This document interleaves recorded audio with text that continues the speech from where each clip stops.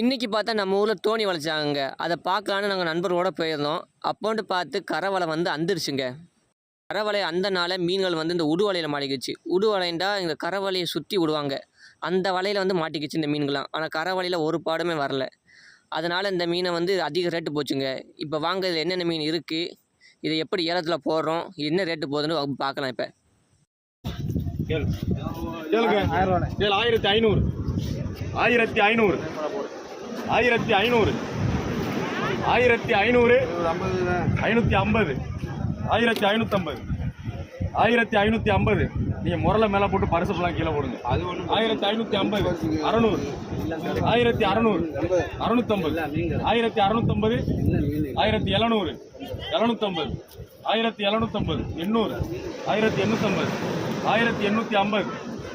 1850 900 1900 950 1950 2000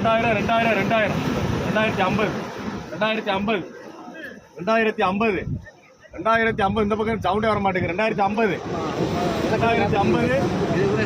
இருக்கா? 2050 2050 ஒரு தரம் 2050 100 இல்லையா? 2050